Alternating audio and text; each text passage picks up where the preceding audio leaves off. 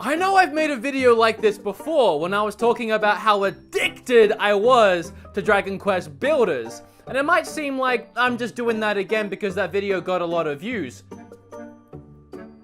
And in part you wouldn't be wrong, but in this day and age, with how many games I have to play, with this extensive Switch library, and don't even get me started on everything everywhere else, it's really hard to become addicted to one game. And in this case, a couple of games. Because in the forefront of my mind, every time I start a new game, I think there are 7 more games I have to start and 23 that I need to finish. So I try really hard not to get addicted to any one game. So when it actually happens and I can't put something down, it usually means that that game is pretty freaking addictive. So to start with, we have one that's going to make oh so many of you groan in the back of your throats and maybe even consider turning this video off.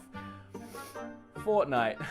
How many of you saw that coming? Raise your hands, I know you're out there. YouTube is a large and scary place. Every video has been done from every angle a million times, and to that end, as far as making insanely pointless videos go, doing a review of Fortnite at this point in June of 2018, that doesn't make a whole lot of sense. We know what this game is, we know how this game plays, and most of us are sick of looking at or hearing about this game. So I'm gonna keep this short and sweet and focus on this Switch port and how it runs and everything amazing about it. I'm addicted. And you can blame RGT85 for this because he's the one that's constantly calling me, asking me to play one more round and one more round and one more round of duos. We ain't good either.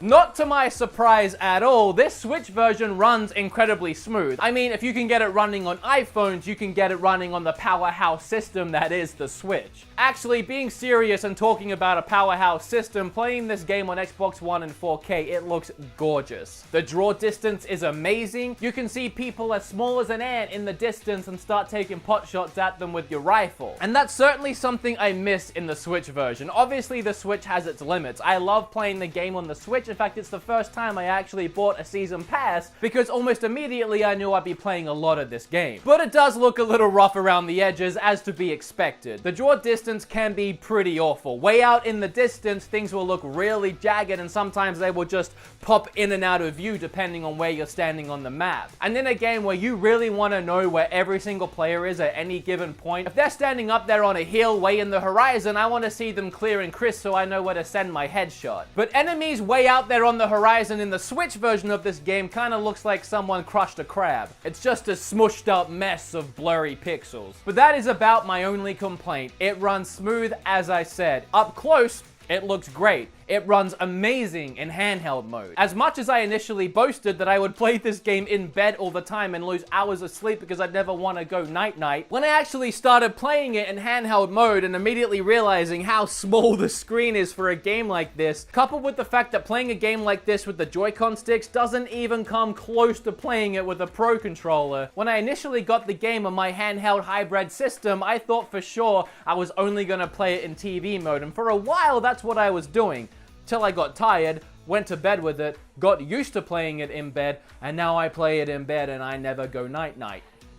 Something that I found really cool is while I was traveling over the last week going to Philadelphia on a road trip to get to too many games, I was staying in a ton of different hotel rooms. And just for the lols, I thought I would try connecting to the hotel Wi-Fi's, which if you've ever stayed in a hotel, you know that the Wi-Fi's are notoriously terrible. So as I'm lying there in the bed that the lady at the desk told us was a double bed, however Billy is pretty much sleeping on my lap because of how much room we don't have, I nudged him and I said, "This'll be funny, watch me play Fortnite on the hotel Wi-Fi." It was great. It ran really well. It ran smooth like butter. Maybe there was one time that I lagged like maybe a second forward or a second back, but it really didn't affect my gameplay at all. In fact, I almost won the game that I played. So then that got me thinking the next day in the car as we're driving the last 8 hours, what if I connected it to my phone's hotspot? And sure enough, using my phone's really spotty cellular data as I'm driving through the middle of Tennessee nowhere, I managed to connect to my Switch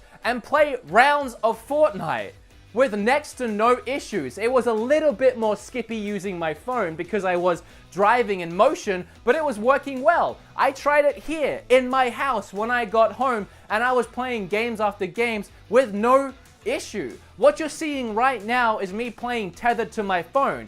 And it's not super surprising because you can play this game on mobile. But the fact that I was bouncing the signal from my phone to the system, which is a console, which isn't necessarily made or developed with phone hotspot in mind, it's working really well. I don't know, I just thought that was cool. Since the whole point of the Switch is it's half portable, you can take it out the house. As long as you have a phone that can do hotspot, you can still play this game online. Oh, and the fact that I even found this out is because I couldn't stop thinking about Fortnite and I really wanted to play another round. I know so many of you don't get it. I don't know what's not to get about dropping on a map with 100 people and struggling to fight to be the last one standing. I swear, I promise you guys, out of every online game I've ever played, I have never felt as anxious as when it's just me and one more guy. You've played that friggin' match for like 20 minutes. You've gone through 100 opponents. Maybe you've taken down 5 or 6 yourself. You've been hiding in alleyways. You've been hiding behind closed doors. You've been blowing the crap out of people trying to get to that top spot. And there you are. It's just you and one more, and all you have to do to win that match is kill that last person, is to be slightly better than that one last person. My knees are weak, my hands are sweaty. I mean that. My knees literally get weak and my hands literally get sweaty. The only thing that I'm missing is mom's spaghetti. Honestly, it's like I can feel my heart pounding when I get that feeling right there is addicting. You want to get that one, you fight for it, man. It's exhilarating. It's so hard to explain. I know so many of you don't get this. You don't have to. It's fine. I'm addicted. You don't have to be. And speaking of free games, the other game I've been really addicted to, there's Paladins. Go on. Leave the hate.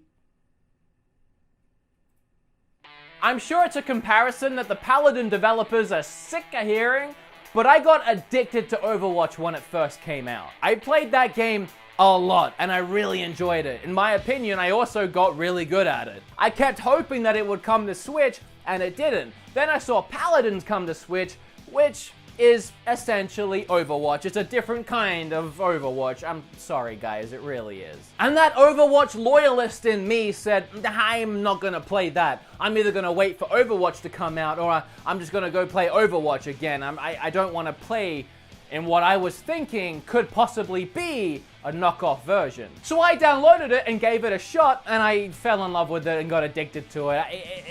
It's really good. It doesn't stray too much further from that Overwatch format. You have two main gameplay types, Siege and Deathmatch. Deathmatch is obvious, you try and reach 400 points by killing peeps. And Siege is like the main mode in Overwatch, where you have to go and defend a point, and then once you've defended that point, it becomes a moving thing, which you then try to defend and get to the opponent's base, and if you can get it there within the time limit, you score points. If they can stop you, they score points. And while I do enjoy that game type as well as Deathmatch, the real fun, no matter what you play in this kind of game, comes from using all of the characters' abilities as best to your abilities and wreaking havoc on the map. There are so many characters to choose from that even though I'm self-confessed addicted, I still haven't played with all of them. I have a really bad habit of picking one or two I really enjoy and playing exclusively as them. I like to get really good at one character rather than pretty good at a bunch of characters. If you haven't played a game quite like this before, the easiest way that I can explain it is take League of Legends or Dota and then take a first-person shooter, let's just say Call of Duty, screw it, and throw them together, taking all the abilities from the MOBA game and then all of the first-person shootery stuff from the first-person shootery games and blending them as one. You pick your character and they all look very, very different and they all have very different personalities. And then you have 4 or 5 abilities and an ultimate that you can use during a match. Also, the character lists are broken down into types. For example, you have defenders who are essentially your tanks. They are these huge brutes that have a lot of defense abilities like putting up giant stone walls or a huge shield that your team can shoot through but it can't be shooted at. That's a horrible way to say that. You have healers, and their primary job is to go around healing people. You have what I like to call the zippy characters, who zip around and they shoot, and then they zip somewhere else, and then they shoot, and they're really annoying, but really fun to play as. And then you have other characters who probably do other things. The point is, it's really fun, and I got addicted. And for those that might be wondering, yes, I actually did try tethering my console to my phone for this game too, and it worked. Actually, even better than Fortnite. I didn't get a single stutter. I got a bunch of kills, we won the match, and I saw 0 lag. I know that whole concept really doesn't mean anything to a lot of you, and a lot of you will never even use that concept. It's just something I thought was cool. for a portable system that you can take outside the house and technically play these games with you wherever you go. I do find that really cool. I've played a fair amount of Mario Tennis and I'm having a lot of fun with it. I can easily see myself becoming addicted to that. But apart from Mario Tennis, I haven't played anything else in like 2 weeks since I got these 2 games. It's bad. I need to put a pin in it and move on because I still haven't played Sushi Strikers and I went out and I got that day 1. And that's been my life for the last 2 weeks. I know, it's sad. You don't have to tell me. I get it. What you can tell me is what you've been addicted to playing lately, and subscribe while you're down there in the comments, and click or tap on that video right there because something amazing will happen when you do. It helps me a lot. A lot. A lot. I'm in a weird mood today. Can you tell?